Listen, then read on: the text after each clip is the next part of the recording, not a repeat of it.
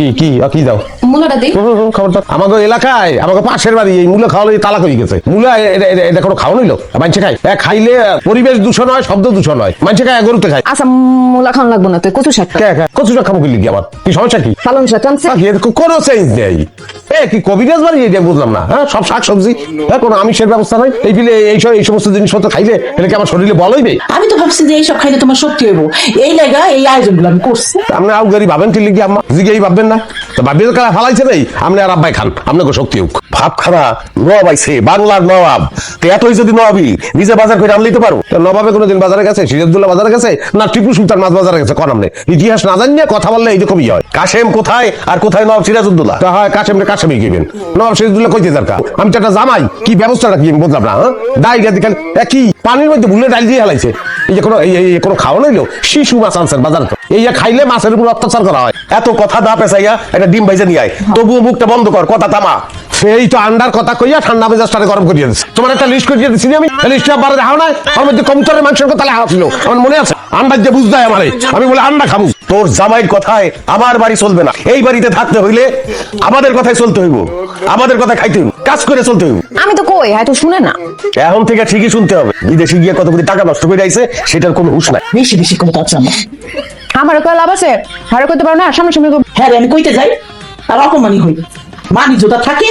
আমি মাটির ঘরে খা, আমার তো মাটির ঘরে থাকার কথা না। আব্বাই কইছে এখন থেকে আমাকে মাটির ঘরেই থাকতে হইব।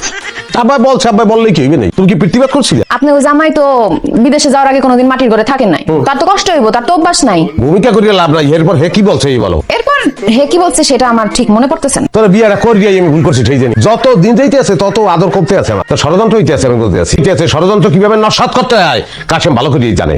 সে কিন্তু আরো বলছে যে এ বাড়িতে থাকতে হইলে আপনার অবশ্যই কাজ কাম করে খাইতে হইব, নাইলে নিজের পথ মাপতে কইছে। ওই যে আউগারি বুঝিয়ে লাগছে যে ষড়যন্ত্র হইতে আছে। কেডা ষড়যন্ত্র করে কেডা? ষড়যন্ত্র কে করে এটা তো আর আমি জানি না। এটা অবশ্য ঠিক। আমার বেরেন্টে যেকালে ধরতে আছে না, সেকালে তোমার বেরেন্টেও ধরার কথা না। যেহেতু বিছলে গিয়ে আমার বাইর লড়েটা কি ভূমিকা বইতে আছে। না না ওই খাটনা তো আছে, কোন খাট যে লড় করে।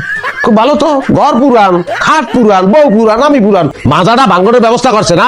চালি ব্যাংকে মাজা ভাঙবে আমার। মাজা ভাঙবো না, আপনি শুনতো ঘুমায়। তোর কথা মতো আমার মাথা যদি ভাঙে, মুষ্টি শুদ্ধ ব্যক্তির মাথা ভাঙবো। তোর আটবি আপুর বিয়ে। আচ্ছা যা খুশি কইরেন, আমি ঘুমা। এই ডাব দিয়ে আছে, এই ডাব দিয়ে আছে, আমি টের পাই। এই যে ডাববো না, ঘুমান আপনি। বাড়ি ভাই আসুন খাও, ওদিন শেষ। দৌড়েই ঘাস খাবি, এখানে বুঝবি না যে কেমন লাগে।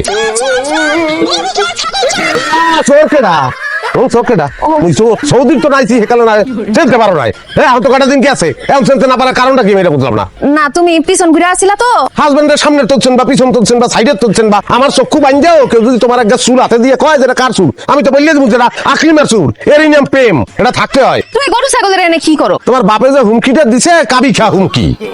কাজের বিনিময়ে খাদ্য, কাজ করে খাইতে হইবে, নাইলে খাওয়ার নাই। গরু ছাগল চড়াইতে হইবে, আর ওই পিলে বলে খাইতে হইবে, নাইলে আমার খাওয়ার নাই। শোনা তুমি টেনশন করিও না, এই ষড়যন্ত্রের জাল আমি ছিন্ন করবো, কোনো সমস্যা নাই। তুমি যাও। এটা আতলালা চেয়ারাতে এত সময় লাগে আমি বুঝলাম না। তুমি এখনো যাও নাই? গরুগুলো তো না খেয়ে মরে যাবে। কই মরে যাবে? ওই দিকে খাইতেছে।